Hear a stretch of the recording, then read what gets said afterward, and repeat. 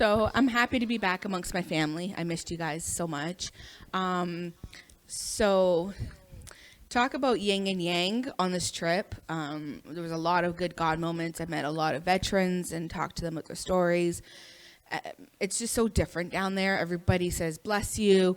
You know, you talk about God. They play like K-Love, which is like our life station. Like everybody plays it. But then you come back home and nobody says that. And it's just, you feel dark here versus down there for some reason. And so I had to take an Uber to my friend's place. It was about a half an hour away because my aunt was not feeling well. I think I dragged her through the mud with our scheduling because literally we were up like at 6 a.m., didn't go to bed till like 8 p.m., and she's not used to that. So I let her have a day off on the schedule. So I took an Uber, and on the way down, it was a lady playing K-Love, and we got talking about Jesus and stuff like that. And then we got talking about Pastor Phil and Pastor Karen and our church here and all this kind of stuff. And it was a beautiful conversation for a half an hour. And I left that cab feeling renewed, re-energized, and faith that, you know, people are still, you know, in God the way it should be kind of thing. But then going home at 2 a.m, I had a Satanist in the car. Yeah.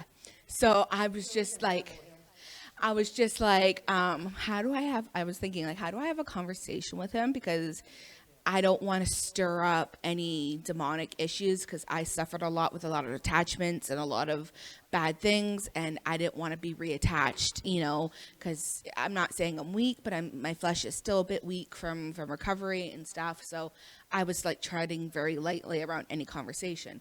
And he brought up saying, yeah, his and his girlfriend were invited to a Pentecostal church here, and they went and they actually kind of loved it. And so I was like, okay. So we actually were talking about God and not about Satan. And we're actually having a full God conversation with the Satanist. And he's like, yeah, you know, I might change my ways because, you know, some stuff happens and stuff. And I'm just like, hey, if you will change your way, he will listen. You know, he's not astray from you, and you're not astray from him. You're just choosing the other side of his enemy, kind of thing. And so we got talking about it, and then I just left the car, and I'm just like scratching my head. I'm like, did I have a God conversation with a Satanist? like this was totally random and like weird at 2 a.m. So I went into the hotel and I woke up my aunt because I was just flustered and I needed to like talk it out and stuff. And then I went to sleep. And I literally, when I woke up in the morning, I felt, I don't know how to describe it. I felt this light sensation that I haven't felt in a very long time.